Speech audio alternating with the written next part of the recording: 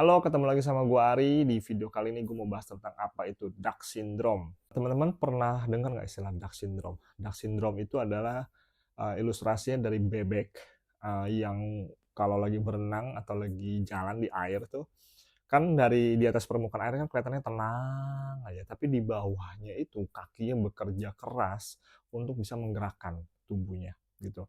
Nah, sama seperti manusia nih dalam pekerjaan, dalam beraktivitas, dalam bisnis dan lain sebagainya kelihatannya tenang, hidupnya bahagia, happy.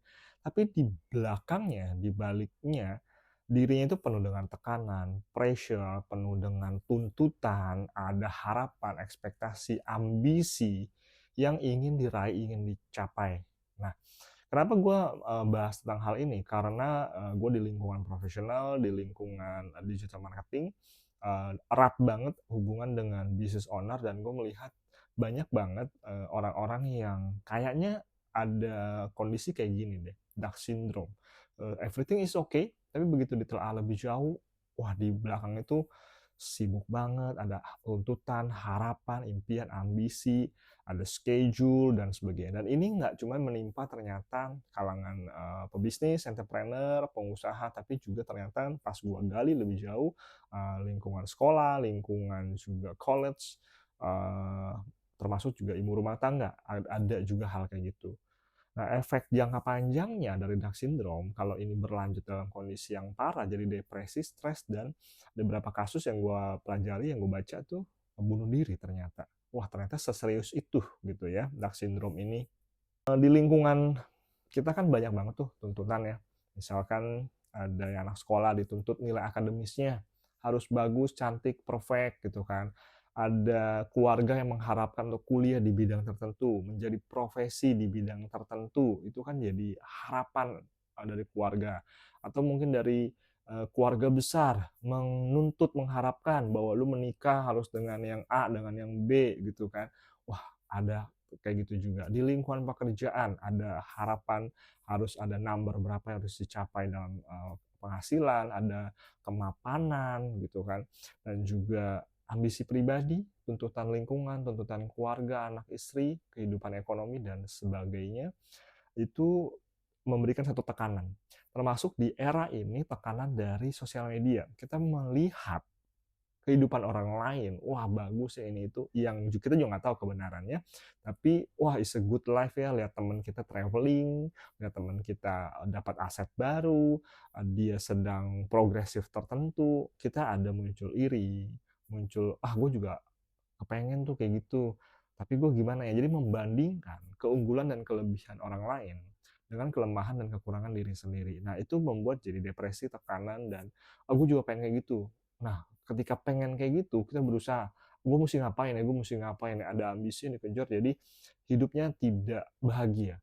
Nah, itu membuat akhirnya depresi, tekanan, dan kondisi dark syndrome ini mulai terjadi. Jadi kelihatan mungkin di luar oke, tapi di pikirannya, di benaknya, di belakangnya sedang ngerasak burusuk, sedang banyak tekanan, sedang tidak nyaman, tidak bahagia. Caranya gimana supaya kita nggak mengalami atau kondisi dark syndrome ini tidak berdampak serius dalam kehidupan kita?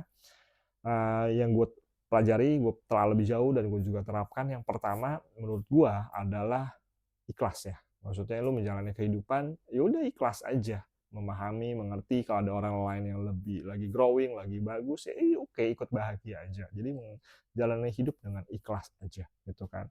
Yang kedua adalah sosial media. Iya, sosial media gue nggak tahu lu mesti puasa mungkin, jauhi atau apa, tapi yang jelas ketika bersosial media punya mindset yang positif aja gitu. Jangan eh, terlalu pressure. Kalau memang sosial media itu terlalu memberikan tekanan, ya lu puasa dulu lah, jangan main sosmed dulu gitu. Terus kemudian juga lu perlu punya temen, ajak ngobrol, diskusi gitu kan. Itu bisa memberikan feedback yang positif, tapi tetap teman lu harus yang positif juga. Kemudian juga gue melihat bahwa kita butuh yang namanya me time ya. Maksudnya waktu personal, pribadi, dan juga di dalam me time itu atau secara umum, lu perlu menyayangi diri lu sendiri, mengasihi diri lu sendiri. Jangan menuntut diri lu terlalu keras, pressure, dan jadi stres gitu. Kemudian juga lu mesti pahami limitasi keahlian, kemampuan diri lu di mana gitu. Boleh lu explore, gali lebih jauh, tapi ketika ngomongin sekarang kalau misalkan lu lagi, skill set-nya, keahlian, kemampuan segini, ya sudah, nah mungkin, segini level yang pencapaian lu, is okay, nggak ada salah, nggak ada benar. Toh apa yang kita perjuangkan semua ini juga mayoritas kan selesai, di saat, kematian kan. Jadi mungkin kita perlu mempertimbangkan dan mempersiapkan sesuatu yang lebih kekal, mungkin dari hal spiritual. Gue juga menemukan yang namanya makan sehat, olahraga, aktif ya, fisik, secara fisik itu berpengaruh, kepada tubuh kita ya, dan juga tanamkan pikiran positif. Itu aja sedikit cerita dari gue tentang Dark Syndrome, semoga bermanfaat buat teman-teman semua.